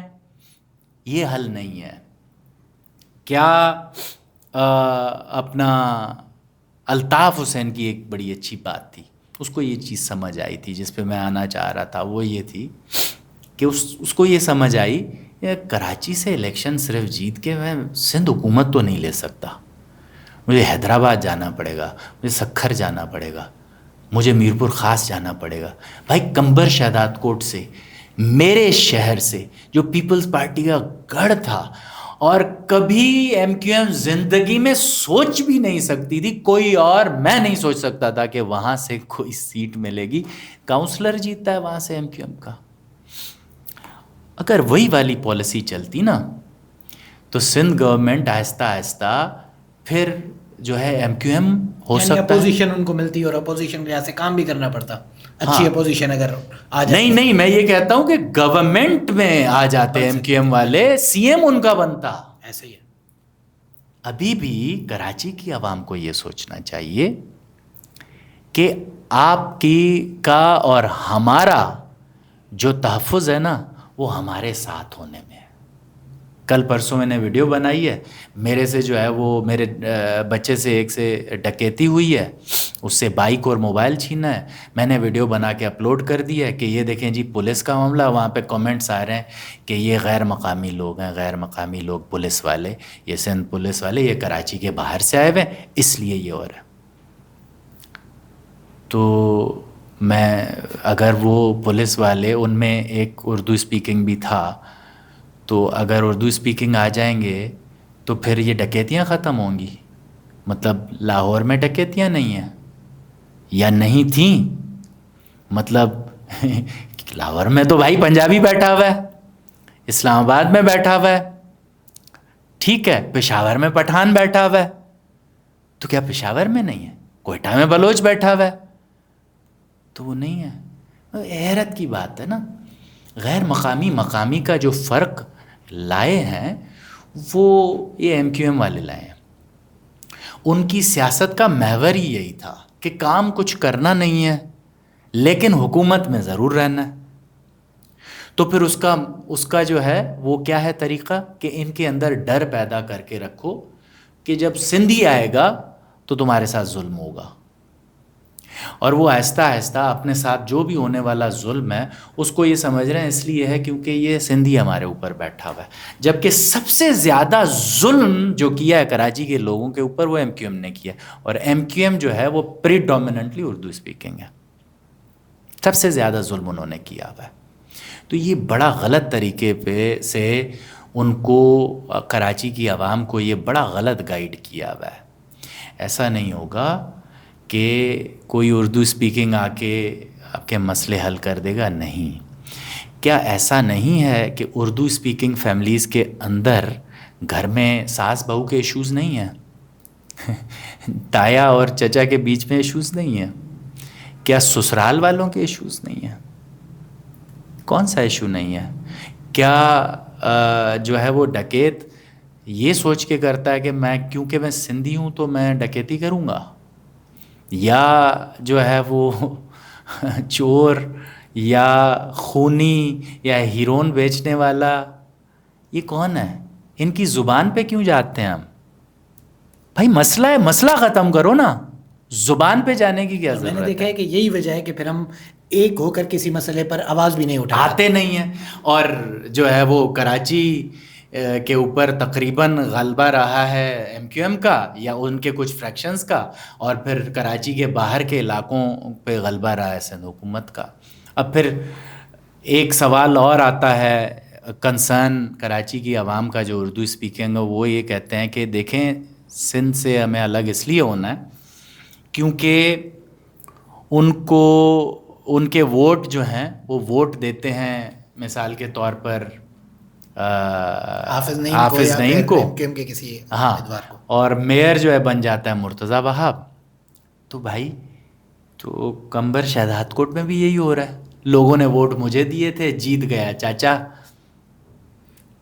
تو یہ کیسے؟ لیکن اگر اس الیکشن پر ان کو اعتراض ہے تو پھر جو جنرل الیکشنز ہوئے ہیں اس میں 17 سیٹیں ملی ہیں جو ان کو, یا پھر 17 نہیں کچھ سیٹیں زیادہ ہی مل گئی ہیں, تو اس پر کیوں اعتراض نہیں ہے؟ میں ایک وہ سوال اسی طریقے سے ہیں. نہیں, یہ ان کو ایک سوال ہے میرا, میں پوچھتا ہوں یہاں پہ اگر کوئی اردو اسپیکنگ بیٹھا ہوا ہے تو مجھے بتائے کہ یہ 2024 کا الیکشن جو ہے اس میں آپ نے ووٹ پی ٹی آئی کو دیے تھے یا نہیں دیے تھے؟ بیٹھے ہوئے نا, دیے تھے بھائی, یہاں پی ٹی آئی کو دیے تھے, میجورٹی نے یہاں پہ پی ٹی آئی کو دیے. بھائی کیسے ہار گیا؟ وہاں یہ بولتے ہیں کہ یار دیکھو آپ کو تو پتہ ہی ہے ملک کون چلا رہا ہے, ملک جو چلا رہے ہیں انہوں نے ہی ہروا دیا. تو بھائی تمہیں کیوں لگتا ہے کہ سندھی عوام پیپلز پارٹی کو ووٹ دیتی ہے؟ یہ وہاں کیوں نہیں سمجھ آتی بات؟ یہ وہاں کیوں نہیں سمجھ آتی کہ جب رورل کی عوام جب ووٹ دیتی ہے تو وہ پیپلز پارٹی کو نہیں دیتی. میں آپ کو یہ فیکٹس کے ساتھ, الیکشن کمیشن کے ریزلٹس کے ساتھ بھی اور عوام کے ساتھ بھی آپ کو انٹرویوز کرا کے یہ پروف کرا سکتا ہوں کہ نہ کراچی کے عوام نے پی ٹی آئی کے علاوہ کسی کو ووٹ دیا تھا, نہ سندھی بولنے والی عوام نے کبھی بھی پیپلز پارٹی کو اتنا ووٹ دیا کہ وہ جیت جائے. 5-10 ہزار ووٹ ہوں گے ہر حلقے میں, ضرور ہوں گے, میکسیمم 15,000 ہوں گے, لیکن اتنے نہیں ہیں کہ جیت جائے. یہ جتایا جاتا ہے ان کو. تو یہ پیپلز پارٹی سندھی بولنے والی عوام نے مسلط نہیں کی ہوئی, یہ جنہوں نے کی ہے آپ کو پتہ ہے, انہوں نے ہی 804 کو بیٹھایا ہوا ہے اندر. یہ پیپلز پارٹی ہمارے اوپر بھی مسلط ہے, یہ پیپلز پارٹی پورے سندھ کے عوام کے اوپر مسلط ہے. اردو بولنے والے, پشتو بولنے والے, پنجابی بولنے والے, سرائکی بولنے والے اور سندھی بولنے والے, سب لوگوں کے اوپر مسلط ہے. یہ مرتضیٰ وہاب بھی مسلط ہے, کسی نے اس کو ووٹ نہیں دیا. اسی طرح M P A's M N A's جو رورل سے آتے ہیں وہ بھی مسلط ہیں, سی ایم بھی مسلط ہے, عوام نے ووٹ نہیں دیا. عوام تو ان سے بیزار ہے. آپ کو پتہ ہے جتنا میرٹ کا قتل انہوں نے سندھی بولنے والوں کے ساتھ کیا ہوا ہے پورے پاکستان میں مثال نہیں ہے, کراچی کے اندر بھی ہے. بہت ڈسکرمنیشن ان کو بھی فیس کرنا پڑ رہا ہے. لیکن وہاں یہ سمجھتے ہیں کراچی کے لوگ, میرے بھائی ہیں, میں ان کے ساتھ پلا بڑا ہوں آج تک, جو یہ بھی نہیں سمجھتے, ان کو سمجھایا جاتا ہے تقریروں میں سیاستدانوں کی طرف سے کہ یہ پیپلز پارٹی والے سندھیوں کو ہی نوکریاں دیتے ہیں. او خدا کے بندو, سندھی کو نہیں چمچے کو دیتے ہیں. آپ بنو چمچے, آپ کو ملے گی نوکری. کیا مرتضیٰ وہاب سندھی ہے یا سعید غنی سندھی ہے؟ کون سندھی ہے یہاں پہ بھائی؟ پیپلز پارٹی میں نہیں بیٹھے ہوئے جو سندھی بولنے والے نہیں ہیں. تو اب مسئلے کا جو حل ہے نا اس کی طرف آتے ہیں کہ یہ پیپلز پارٹی والے بیٹھاتے ہیں آپ کے چمچوں کو. اب چمچہ وہ سندھی ہو, چاہے بلوچ ہو, چاہے وہ اردو اسپیکنگ ہو, چاہے پٹھان ہو, چاہے پنجابی ہو, ملے گا. یعنی وہ اس چیز میں کوئی تفرقہ نہیں رکھتے. ظالم کی یہی تو خصوصیت ہے کہ ظلم کرتے وقت وہ نہ ذات دیکھتا ہے، نہ زبان دیکھتا ہے، نہ مذہب، نہ فرقہ، نہ کچھ. یہ تو جس پہ ظلم ہوتا ہے وہ یہ سمجھتا ہے ایسے ہی. کہ جی میں شہداد کوٹ کے اندر ایک چھوٹی سی مثال دیتا ہوں کہ جو ایم پی اے ہے وہ ایک مکسی صاحب ہیں. اب کچھ مکسی برادری کے لوگوں کے اندر یہ اثر پایا جاتا ہے، تاثر، کہ جی ہم سے یہ جو اچھا مکسی قبیلہ جو ہے وہ بلوچ قبیلہ ہے. باقی جو اب دیکھیں نا کتنی ڈویژنز آ رہی ہیں. جو سندھی قبیلے ہیں تو وہ سمجھتے ہیں مکسی صاحبان کچھ چند کہ جی ہم سے نفرت کرتے ہیں سندھی قبیلے. پھر سندھی قبیلے سوچتے ہیں کہ یہ صرف اپنے اس نے مکسیوں کو نوازا ہوا ہے. تو مجھے سمجھ نہیں آتی کہ یہ بات تفرق کرنے والی کہاں جا کے رکے گی. بھائی یہ مسئلے کے حل نہیں ہے، یہ مسئلے کا حل نہیں ہے، نہ ہی یہ مسئلہ ہے.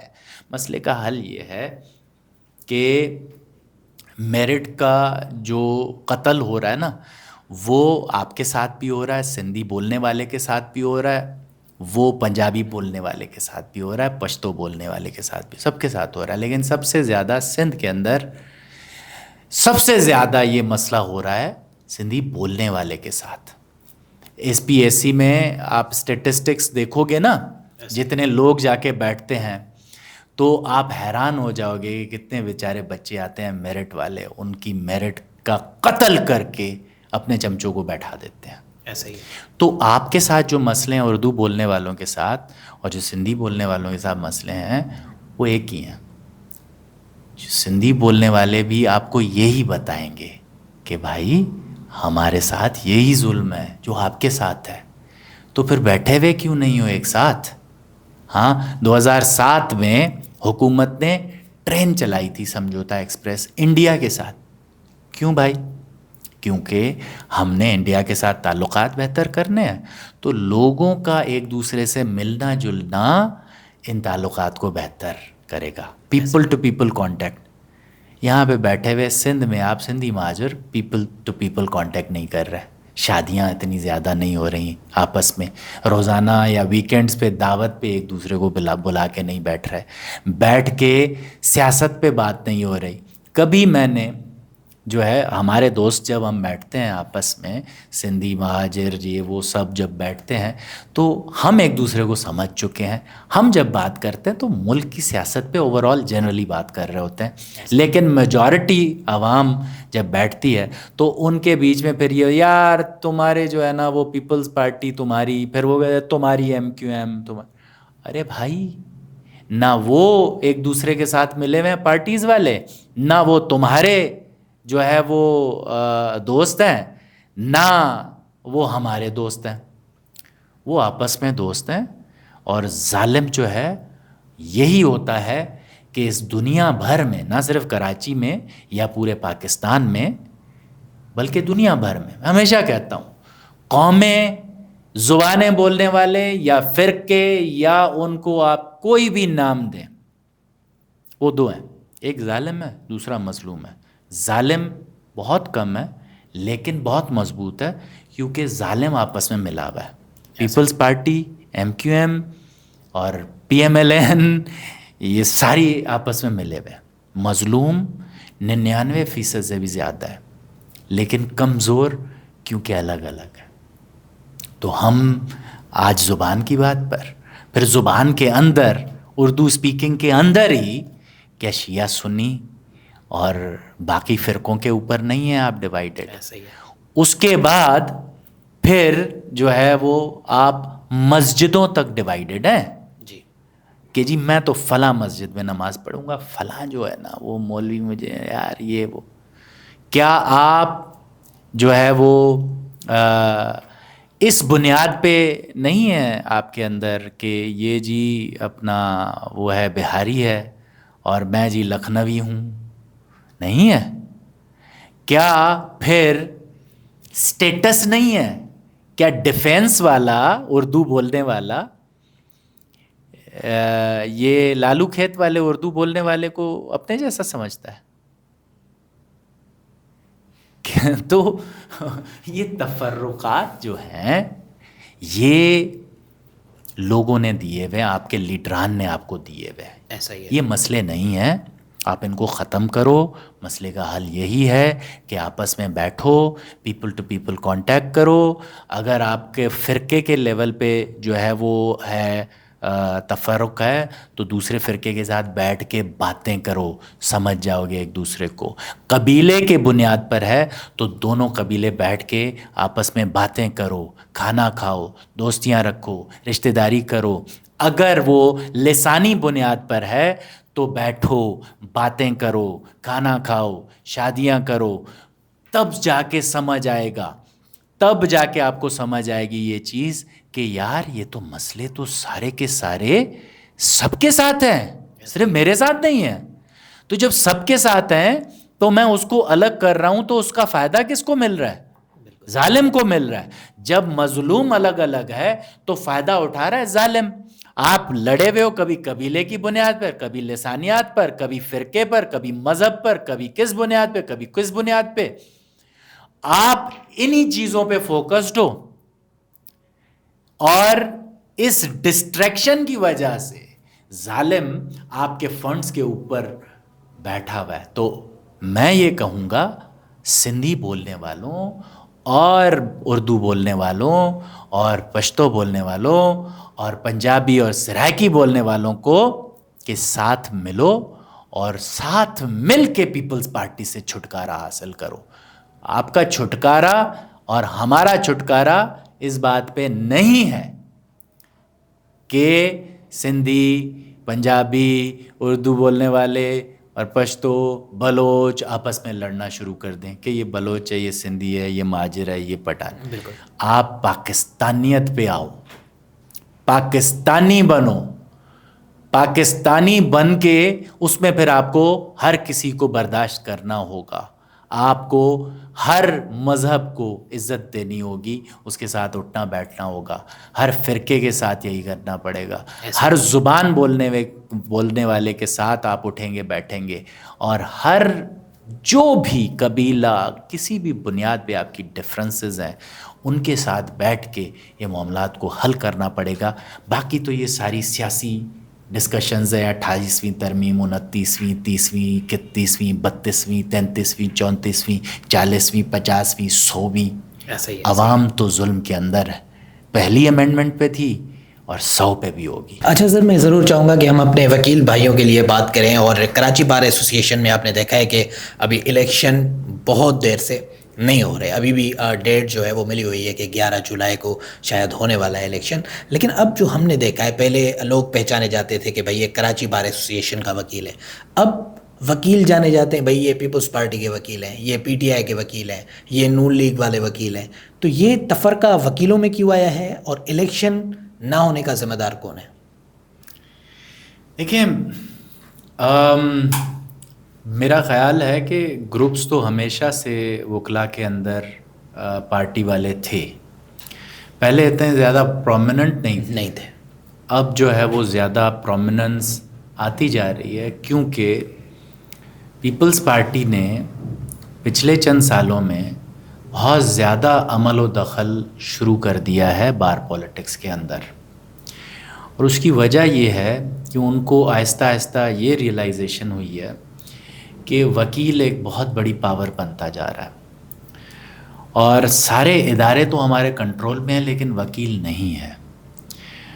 جوڈیشری پہ بھی کر لیا آپ تو صحیح ہے، لیکن وکیل پھر بھی ان کے، کیونکہ وکیل آزاد ہے، وکیل کسی سے تنخواہ نہیں لیتا، کسی کے پاس غلام نہیں ہے. ہاں جو خود کو خود بنا دیتے ہیں غلام، ان کی بات نہیں کر رہا، لیکن اصولاً خالصاً وکیل آزاد ہے. ایسا ہی ہے. تو آزاد انسان ان کے ہاتھ نہیں آتا نا. اور وکیل پھر اکثریت پڑھی لکھی بھی ہے. جی. پڑھا لکھا اور پھر آزاد ان کے ہاتھ کیسے آئے گا؟ ایک پڑھا لکھا اور دوسرا آزاد پیپلز پارٹی کے ہاتھ آ ہی نہیں سکتا. اچھا، پڑھے لکھے کو میں یہ نہیں کہوں گا کہ اگر وہ بہت بڑی ڈگریاں کر کے آیا ہے تو پڑھا لکھا ہے. پڑھا لکھا مطلب اخلاقیات اس کی اچھی ہوں، اصول پرست ہو، یہ پڑھے لکھے ہوتے ہیں. ورنہ تو ڈگریاں تو آپ کے پاس ہیں، پھر آپ دیکھیں کہ چند ڈاکٹرز ایسے بھی ہیں جو خون کر کے بھی مریضوں کا آرام سے بیٹھے ہوئے ہوتے ہیں. ایسا ہی تو چند وکیل ایسے بھی ہیں جو دونوں پڑھے لکھے، بڑے ڈگریوں والے، جو دونوں طرف سے کھا رہے ہوتے ہیں. ڈگریوں والے وکیل جو ہیں وہ ایسے بھی ہیں جو دوسروں کے گھروں کے اوپر قبضے کرتے ہیں. ایسا ہی ہے. ڈگریوں والے وکیل ایسے بھی ہیں جو روڈ پہ کھڑے ہو کر پولیس کے اوپر جو ہے وہ اپنا پاور دکھانے کی کوشش کر رہے ہوتے ہیں اور چیخ چلا ایسے رہے ہوتے ہیں جیسے کوئی اخلاقیات کا کبھی کوئی سبق کسی نے نہیں دیا ہو اور اپنی پرسنالٹی کا کوئی خیال نہیں. تو چند ہیں، اکثریت جو ہماری وکلا کی ہے ماشاءاللہ سے اخلاقیات اور جو ہے وہ تعلیم، اصول، ان سب میں آ گیا ہے. ایسا ہی ہے. اور پھر کیونکہ آزاد ہے تو پھر ان کے ہاتھ نہیں آتا. اب یہ پیپلز پارٹی کو سمجھ آیا ہے کہ یہ جب ان کے اوپر بھی قبضہ ہو جائے گا تو پھر پورا صوبہ اپنے ہاتھ میں رہے گا. اس میں کچھ ہمارے سیکیورٹی ایجنسیز کی بھی انوالومنٹ ہے، ہمارے انٹیلیجنس ایجنسیز کی بھی انوالومنٹ ہے. ان کو بھی یہی لگ رہا ہے کہ وکیل بہت بڑی پاور بنتا جا رہا ہے تو یہ اپنے ہاتھ میں ہونے چاہیے. تو اس وقت آپ کے جتنے بھی بڑے بڑے لیڈر ہیں بار پولیٹکس کے اندر، کراچی سے لے کر کشمور تک، وہ سارے کے سارے یا تو پیپلز پارٹی کے پاس ہیں یا تو ایجنسیوں کے پاس ہیں یا تو کہیں کہیں دونوں کے پاس ہیں. تو یہ وجہ ہے کہ اب وہ اگر پیپلز پارٹی کہہ رہی ہے کہ بھائی مجھے کنٹرول کرنا ہے تو اپنے بندے لا رہی ہے، تو ان کو پھر یہ انسٹرکشنز دے کے کہ آپ ہمارے ہو، اس بات کو جو ہے آپ نے واضح رکھنا ہے تاکہ لوگ جب آپ کو ووٹ دیں یہ وہ سب کچھ ان کو پہلے سے ہی پتہ ہو. کیونکہ اگر آپ نے بتایا نہیں ہے اور اگر آپ پیپلز پارٹی کے ہو اور آپ کو ہم نے ووٹ دے دیا تو جب ہمیں پتہ چلے گا تب تو ہم آپ سے نفرت کرنا شروع کر دیں گے. دوسرا یہ ہے کہ جو آپ کا سوال کا جو ہے وہ دوسرا حصہ تھا کہ الیکشن کب ہوں گے اور کیوں نہیں ہو رہے، یہی تھا. ذمہ دار کون ہے تاخیر کا؟ دیکھیے اس سے پہلے سوال یہ ہونا چاہیے کہ کیا الیکشنز ہونے بھی چاہیے؟ مطلب یہ ہر سال ہوتے کیوں ہیں بھائی؟ یہ کون سا الیکشن ہے؟ آپ ایم پی ایم این اے کا دیکھ لو 5 سال، جی بلدیاتی دیکھ لو میرا خیال ہے 5 سال یا 4 سال ہے، بہرحال 5 سال ہوگا، وہ 5 سال. آپ کوئی بھی الیکشن اٹھا کے دیکھ لو 4 سال 5 سال ہوتا ہی ہے دنیا بھر میں. وکیلوں کے الیکشن ہر سال کیوں ہوتے ہیں؟ یہ مجھے سمجھ نہیں آ رہی. تو میرا خیال ہے جو میرے جیسا عام وکیل ہے اس کو تو پرواہ بھی نہیں ہے ہو یا نہ ہو الیکشن. یہ اگر کسی کو پرواہ ہے تو وہ اس کو ہے جو ایکٹیولی انوالوڈ ہے. ایسا ہی ہے. کیوں نہیں ہو رہا؟ اس لیے نہیں ہو رہا کیونکہ جو بیٹھا ہوا ہے وہ 10-15 کروڑ کا خرچہ کر کے آتے ہیں سارے، صرف آج والے نہیں، ہر دور میں 10-15-20 کروڑ کا خرچہ کر کے آتے ہیں. اور پھر جب تک ان کا ظاہر سی بات ہے ریکوری تو ہو، ریکوری ہوگی اس کے بعد ہی کچھ ہوگا. جو آنا چاہتے ہیں اب یہ ڈیلے کر رہے ہیں، وہ جو آنے والے ہیں وہ کہہ رہے ہیں کہ جی ہمیں آنا ہے، الیکشن کراؤ، جلدی کراؤ جلدی کراؤ. وہ بھی یہی چاہتے ہیں کہ بھائی کیمپین ہوئی ہوئی ہے، خرچہ ہوا ہوا ہے، ریکوری کا ٹائم آپ آنے نہیں دے رہے ہو. تو یہ مجھے آج تک نا یہ بات سمجھ نہیں آتی. پہلے تو چلو پھر بھی ٹھیک تھا، 1.5-2 کروڑ تک میکسیمم ہائی کورٹ بار کا الیکشن جاتا تھا، لیکن پچھلے کوئی 4-5 سالوں میں یہ خرچہ 10 سے 20 کروڑ تک پہنچ گیا ہے. اب مجھے یہ نہیں سمجھ آ رہی کہ عہدہ پتہ ہے، یہ آپ کو پتہ ہے کہ اس عہدے کی تنخواہ کتنی ہے؟ 0 آنرری عہدہ ہے، آنرری 0. بالکل ایسا ہی ہے. آپ 10 15 20 کروڑ کیوں خرچہ کر رہے ہو؟ یہ سوال کیوں نہیں کرتے آپ الیکشن کینڈیڈیٹس سے؟ کیوں بھائی ہمیں دعوتیں کھلا رہے ہو؟ اتنے بڑے بڑے فنکشنز، ایک فنکشن ہوتا ہے، پارٹی ہوتی ہے، دعوت ہوتی ہے، کوئی 10 لاکھ کی، کوئی 20 لاکھ کی کرتا ہے، کوئی وکیلوں کو کچھ خرید کے دیتا ہے، کوئی کچھ خرید کے دیتا ہے. وجہ کیا ہے؟ اتنے پیسے کیوں خرچ کر رہے ہو؟ تنخواہ تو نہیں ہے، اور وہ بھی 1 سال کی.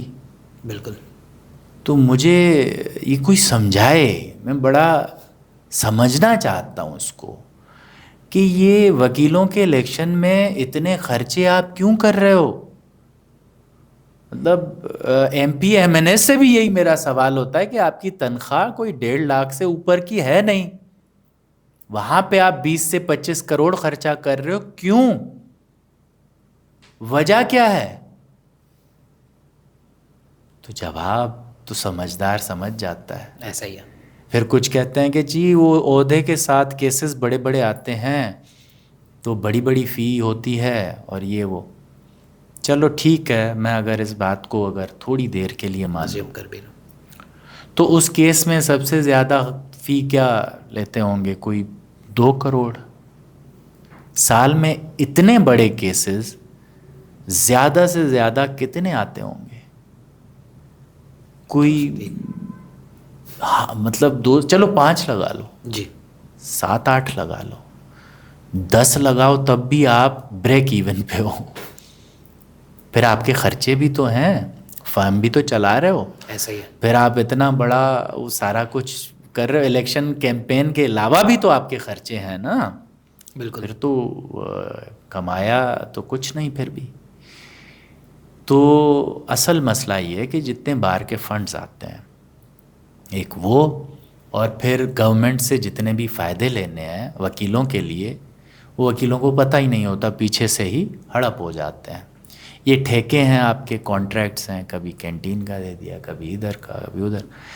ڈیولپمنٹ فنڈز ہیں، آپ دیکھو گے کراچی بار ایسوسی ایشن نے پچھلے 4 سالوں میں کراچی بار روم کو، جو بار ایسوسی ایشن کا جو بار روم ہے سٹی کورٹ کے اندر، اس کو 2 دفعہ بنوایا ہے.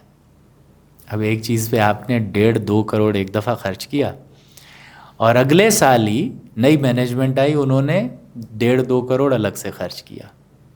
تو بھائی ہمیں ہی دے دیتے وکیلوں کو، عام وکیلوں کو، کسی کو پیٹرول مل جاتا، کسی کو بائک مل جاتی، یہ ہمارے ہی فنڈز ہیں. آپ نے ایک خوبصورت بنا ہوا بار دوبارہ کیوں بنوا دیا؟ کبھی پوچھا نہیں ہم نے. ایسا ہی ہے. تو ڈیلے جو ہو رہی ہے وہ بھی اسی وجہ سے ہو رہی ہے کہ جتنا زیادہ عرصہ رہیں گے ریکوری زیادہ ہوگی. اور جو کہہ رہے ہیں کہ جی ہمیں آنا ہے، وہ بھی جتنی جلدی آئیں گے اتنی جلدی ان کی بھی ریکوری کا عمل شروع ہو جائے گا. میں یہ کہتا ہوں کہ باہر پولیٹکس میں نا ایک ایسا بندہ ہے جو 1 روپیہ خرچ نہ کرے، اور وکیلوں کو یہ اپنی تقاریر میں صاف صاف بولے کہ اگر میں خرچ کروں گا تو تمہارا فائدہ نہیں ہوگا. پھر دعوت چاہیے، پھر میں 100 روپے کی پلیٹ کھلا کے آپ کو بریانی کی، میں آپ کے 5000 ہڑپ جاؤں گا. ایسا ہی ہے. تو اس کے بعد ایک الیکشن ہارے گا، دوسرا ہارے گا، تیسرا ہو سکتا ہے جیت جائے، چوتھا ہو سکتا ہے جیت جائے. جیتے گا. وکیل سمجھدار ہے، وکیل آزاد ہے، وکیل جتا دے گا. ایسا ہی ہے. جب آپ کو پتہ ہے کہ 18,000 کی اگر انرولمنٹ ہے کراچی بار کی، تو ووٹ کتنے پڑتے ہیں؟ 3,000 سے زیادہ نہیں پڑتے. مطلب 15,000 کو آپ نے ایلینیٹ کیا ہوا ہے نا. 15,000. یا تو ان میں سے بہت سارے ایسے بھی ہیں جو ممبرز تو ہیں لیکن ان کے کوئی اور بزنسز ہیں، جی تو ان کو ہم سلیپنگ لائرز کہتے ہیں. ایسا ہی ہے. لیکن اگر 18,000 میں سے آپ سلیپنگ لائرز 10,000 مان لو، اتنے زیادہ نہیں ہے لیکن مان لو 3 ووٹ دے رہے ہیں، باقی بچے پیچھے 8. 18-10 سلیپنگ, 8,000 بچ گئے. 3 ووٹ کر رہے ہیں, 5,000. ابھی بھی 180% لائر ابھی بھی آپ کا ایلینیٹڈ ہے. کیوں؟ کیونکہ ان کو پتہ ہے, ان کو یہ پتہ ہے کہ آپ کیوں آ رہے ہو.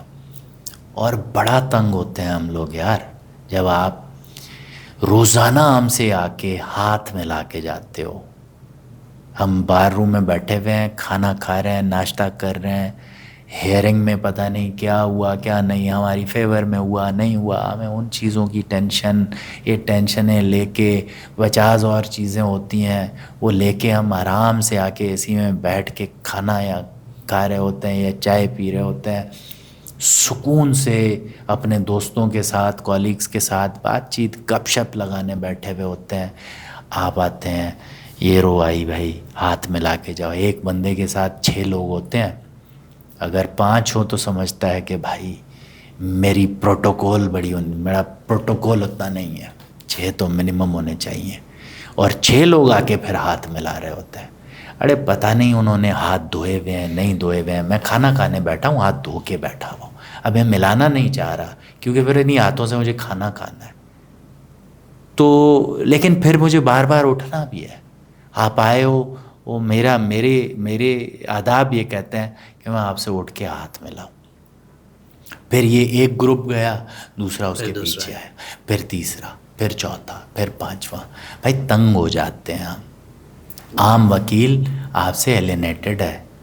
ہم تو الیکشن کا دن آتا ہے نا, خدا کی قسم خوش ہوتے ہیں, سکون سے سو رہے ہوتے ہیں. ایسا ہی ہے کہ ہمیں جاننا ہی نہیں ہے.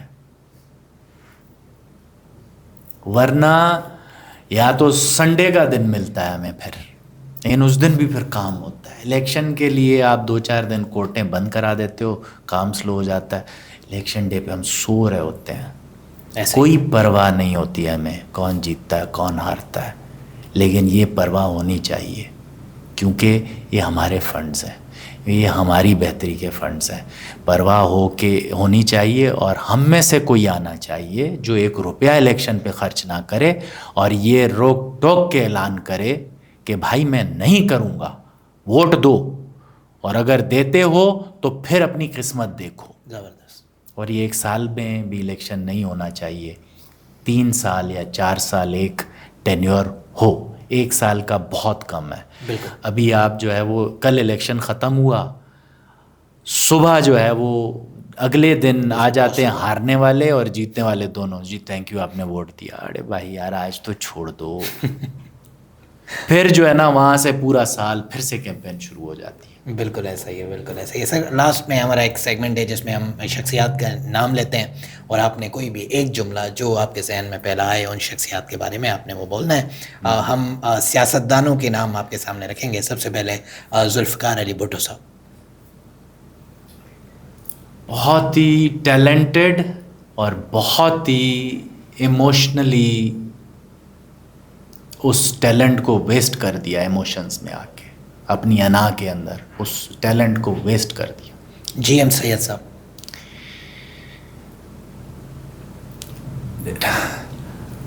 انہوں نے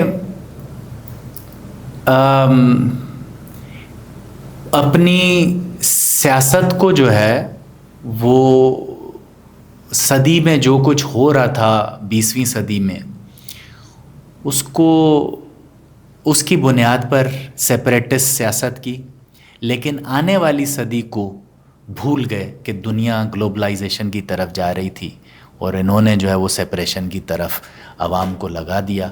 اور میں سمجھتا ہوں کہ اگر آج جی ایم سید زندہ ہوتے تو وہ سیپریشن کی سیاست کبھی نہیں کرتے. نواز شریف صاحب.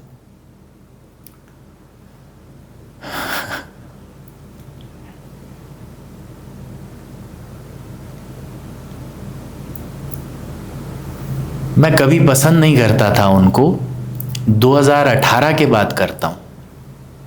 جب سے وہ سوال کرنے لگے ہیں مجھے کیوں نکالا.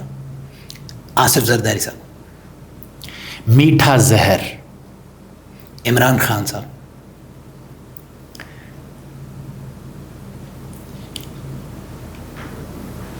فائنینشلی ایماندار, اچھا کرنا چاہتا ہے لیکن کوئی بہت بڑا ویژن نہیں ہے. اب یہ ایک جملے والی بات ہے نہیں, یہ بہت ڈیٹیل والی بات ہے جی کہ 24 سال یا 30 سال ہونے والے ہیں, شاید 30 سال ہو گئے, ہاں 30 سال سے بھی اوپر ہو گئے, 32 سال ہو گئے, اور ایک بھی ایسا انسان نہیں بنا پائے جو پیچھے پارٹی چلا پائے. تو یہ شکایت ہے مجھے, میں پسند کرتا ہوں لیکن مجھے شکایت ہے کہ آپ اب جب باہر نکلیں تو اپنی پارٹی کے اوپر زیادہ فوکس کریں اور لیڈرشپ پیدا کریں, اور خود جو ہے پارٹی کی لیڈرشپ سے ذرا نیچے ہیں تاکہ دوسروں کو کانفیڈنس ملے, اوپر آئیں دوسرے. آپ کے اوپر پریزیڈنٹ بیٹھا ہوا ہو, چیئرمین بیٹھا ہوا ہو, آپ کسی کاؤنسل کمیٹی میں بیٹھ جاؤ, ایگزیکٹو کمیٹی میں بیٹھ جاؤ, پرائم منسٹر کے لیے آپ ہو, لیکن چیئرمین شپ آپ چھوڑ دیں, دوسروں کو کریں اور ان کو کانفیڈنس یہ آنے دیں کہ وہ بھی لیڈر بن سکتے ہیں. تبھی یہ ہوگا کہ جب ایک بندہ جائے گا تو پارٹی چلتی رہے دوسرا لیڈ گی, کرنا. ورنہ اب اللہ بڑی لمبی زندگی دے عمران خان کو, لیکن جانا تو سب کو ہے, اور جب چلے جائیں گے تو پارٹی 3 حصوں میں ڈیوائیڈ ہو جائے گی. ایسا ہی ہے. الطاف حسین صاحب.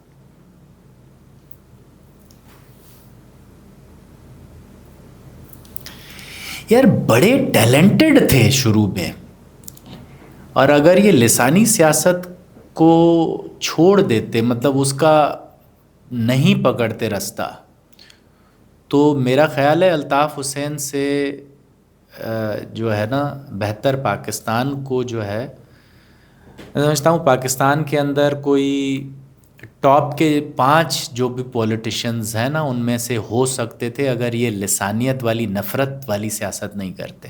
ٹیلنٹ تو اتنا تھا لیکن یہ جو نفرت کی طرف لے گئے, نقصان کر دیا بہت زیادہ. مولانا فضل الرحمان صاحب. خدا ان کو اسلام کے اوپر چلنے کی توفیق عطا فرمائے. بہت شکریہ سر, آپ نے ہمیں وقت دیا, اور ناظرین محترم آپ نے بیرسٹر صاحب کی تلخ کڑوی لیکن سچی باتیں سنی, اور ایسی ہی شخصیات کو ملنے کے لیے آپ ہماری پوڈ کاسٹ کو دیکھتے رہیے, لائک کریں, سبسکرائب کریں. تب تک کے لیے اپنے ہوسٹ شہباز ابراہیم کو دیجیے اجازت. اللہ حافظ.